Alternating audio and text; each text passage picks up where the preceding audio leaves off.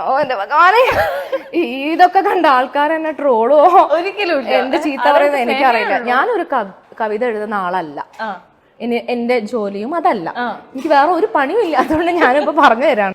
ഏത് മനുഷ്യന്റെ ഉള്ളിലും ഉറങ്ങിക്കിടക്കുന്ന വികാരമാണ് എന്ത്? പറയൂ. സൈക്കോന്റെ മലയാളമാക്കി എനിക്ക് അറിയില്ല, ഞാൻ അതാ ആലോചിച്ചത്. പ്രേതോ? അങ്ങനെയല്ല. Yes, of course. ഏത് മനുഷ്യനുള്ളിൽ ഉറങ്ങിക്കിടക്കുന്ന ഒരു വികാരം തന്നെയാണ് പ്രേതം. നമ്മൾ ഏത് മനുഷ്യന്മാരും ഒരു സമയം പ്രേതാവൂലേ? ആവൂലേ? കല്യാണം കഴിച്ചാണോ? ആണോ? അപ്പൊ ചില സമയത്ത് നമ്മൾ ഭർത്താക്കന്മാരോട് അപ്പം ഏത് മനുഷ്യന്റെ ഉള്ളിലും ഉറങ്ങിക്കിടക്കുന്ന വികാരമേ, നിന്നെ ഞാനൊന്ന് ഉണർത്തിക്കോട്ടെ.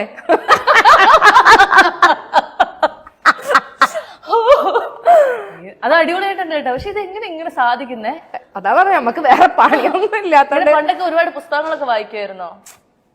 എന്നിട്ട് ഇങ്ങനെ കവിത എഴുതാൻ പറ്റുന്നുള്ള ആ തിരിച്ചറിവ് എപ്പോഴുണ്ടായത്? പണ്ട് എഴുതുമായിരുന്നു, പക്ഷെ വീട്ടുകാരൊന്നും പ്രോത്സാഹനം തന്നില്ല. അവരെന്നെ കളിയാക്കി ഞാനതൊക്കെ പിച്ച് ചീന്തിയിടും. പിന്നെ ഫ്രണ്ട്സിനൊക്കെ അയച്ചു കൊടുക്കും.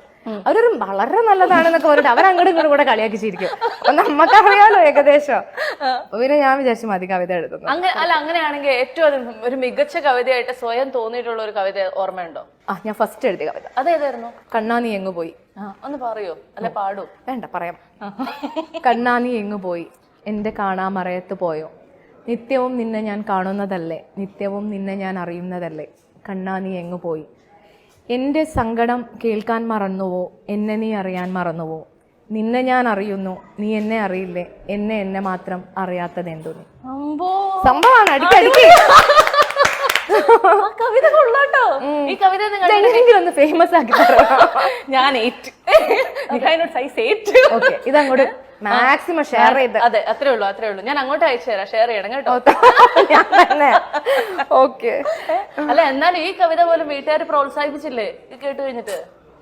ദൈവമേ, വെരി ബാഡ് അല്ലേ?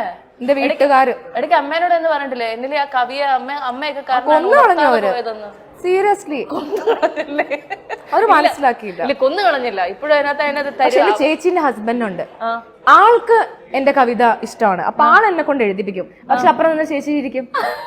അപ്പൊ ചേട്ടൻ പറയും അത് നീ നോക്കണ്ട കേട്ടോ, അവൾക്ക് ബുദ്ധി ഇല്ലാത്തോണ്ടാ, നീ എഴുതിക്കോളാന്ന് പറയും. അപ്പൊ ആള് ഭയങ്കര സപ്പോർട്ടാ.